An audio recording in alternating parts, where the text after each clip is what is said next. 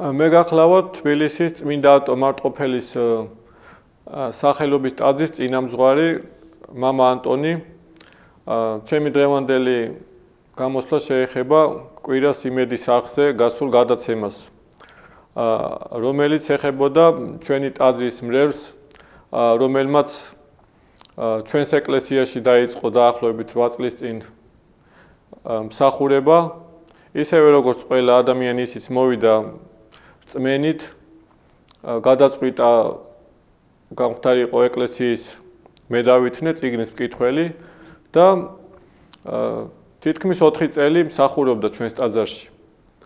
ამის შემდეგ როგორც ყველა თქვენს მოგეხსენებათ, შეიძლება ადამიანი ეკლესიაში მოვიდეს, გარკვეული პერიოდი იაროს, მრევლად თვლიდეს თავის თავს, მაგრამ შემდეგ წავიდეს ეკლესიიდან.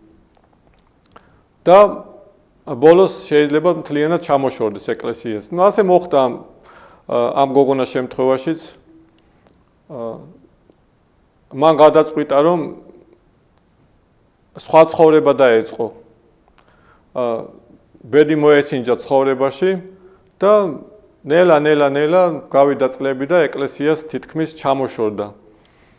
და იმედის არხზე ჩვენ ვიხილეთ გადაცემა, სადაც მოიწვიეს ჩვენი მრევლი, რომელმაც თავისი დამოკიდებულება გამოხატა თავის მიმართ, როგორც ეკლესიის ყოფილი წევრის მიმართ, მაგრამ მისი აზრით ის დღესაც ეკლესიის წევრია. დღესაც ყავს მოძღვარი, აბარებს აღსარებას და სულაც არ თვლის უარყოფითად იმას, რომ მის დღეს არის მაგალითად მისი პროფესია არის მოდელობა და ეს მას ხელს არ უშლის იმაში, რომ იაროს ეკლესიაში, როცა შეეძლებს სათქმა უნდა და მოძღვარს ჩააბაროს აღსარება. ამ გადაცემაში ისეთი აზრი გამოიხატა, თითქოს წმენა შეეხებოდა ეს როგორც პიროვნულს ამ ადამიანის მიმართ, მაგრამ სინამდვილეში მკვეთრად უარყოფითი დამოკიდებულება გამოიხატა საზოგადოების მხრიდან და ასევე ეკლესიის მიმართ, მოძღვრის მიმართ. იყო რა თქმა უნდა დადებითი გამოხმაურებებიც, მაგრამ უფრო მეტად უარყოფითი. საზოგადოება ვიცით, რომ ეკლესიას უყურებს როგორც ადამიანის, როგორც პიროვნების გზაზე დამყენებლად, ცოდვიდან გამომყვანად მის როგორც პიროვნება ჩამოყალიბებლად და ამ შემთხვევაში, რა თქმა უნდა, ეკლესიის მიმართ მკვეთრად გამოხატული აზრიც გამოითქვა ამა თუ იმ ადამიანების მხრიდან. შეიძლება ეს მრევლის მხრიდანაც იყოს, სხვადასხვა ადამიანის მხრიდან, მაგრამ ჩვენ ვთვლით, რომ ასეთი გადაცემა, რომელიც ჩვენ ვიხილეთ, მკვეთრად უარყოფითად აისახება საზოგადოებაზე, ეკლესიას უარყოფითად უყურებს ხალხი ამის შემდეგ და შეიძლება ზოგმა ამის შემდეგ ეკლესია სხვა თვალით შეხედოს. ანუ თუ შეიძლება ეკლესიაში მივიდეს ადამიანი და ამის შემდეგ ის ესე მკვეთრად გარდაიქმნას ღვთისმსახურებიდან მოდელად, პლეიბოის მოდელად. მაგრამ ვიტყვი ჩვენ ერთსომ ეკლესია როგორც ასეთი, რა თქმა უნდა ადამიანებისთვის არის დაწესებული, ჩვენ ხელს ვერ ვკრავთ ვერც ერთ ადამიანს, რაც არ უნდა ცოდვილი იყოს, მხოლოდ ერთი გამონაკლისით ადამიანი უნდა იყოს სინანულში, უნდა იყოს მონანული.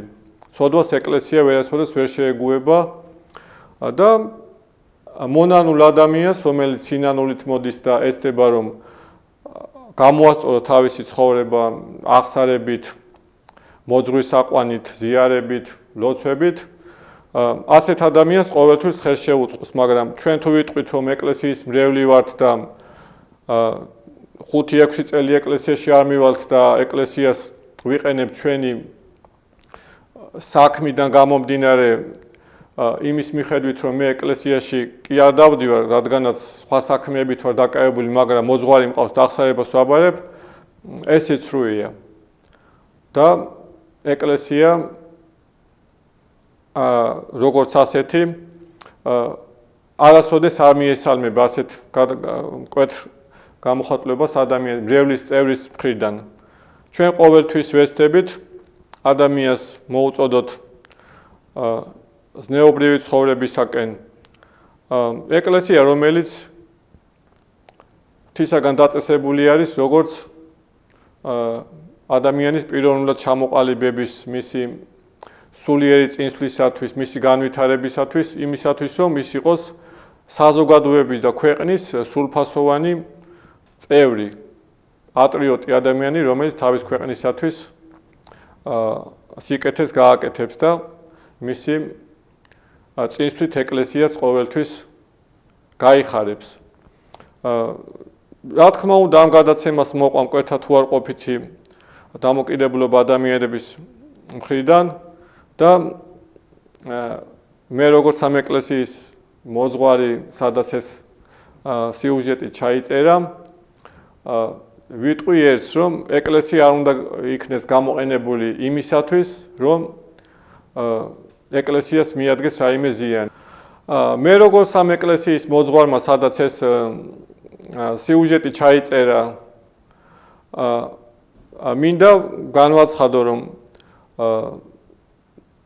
თვითონ ჩვენი ეკლესიის მრევლის მხრიდან, რომელიც დღესაც რომ არის ჩვენი ტაძრის მრევლი და ყავს მოძღვარი, შეცდომაში იქნა შეყვანილი, შეიძლება ითქვას თვითონ იმედის ტელევიზიაც, თვითონ მოძღვარიც, რადგანაც ჩვენ არ ვიცოდით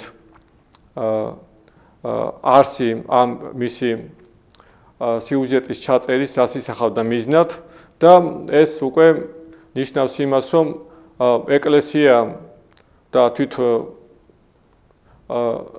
ტელევიზია ამ პიროვნების მიმართ იქნა მოტყუებული და საერთოდ სიცრუე დიდი ცოდვა და ცოდვა საერთოდ ზოგადად ეკლესიის მიერ იცით რომ იკრძალება და თუ ცოდის პროპაგანდას ახდენდა ამ მხრივ ჩვენი მრევლი, რომელიც ამბობს, რომ არის ჩვენი ტაძრის მრევლი, ამ მხრივ მე მინდა განვაცხადო, რომ მრევლად ითვლება ის ადამიანი, ეკლესიისთვის არ აქვს მნიშვნელობა ჩვენი ეკლესია თუ ზოგადად თბილისის სხვა ტაძარი, უნდა დადიოდეს წირვა-ლოცვაზე, უნდა ამბობდეს აღსარებას და მას უნდა იცნობდეს მისი წინამძღვარი, უნდა იცოდეს მისი ცხოვრება და დიდი ხნით არ უნდა იყოს დაშორებული ეკლესიას და ამ შემთხვევაშიც ესე მოხდა, რომ მოძღვარმა მისი საქმიანობის შესახებ როგორც ასეთი არ იცოდა.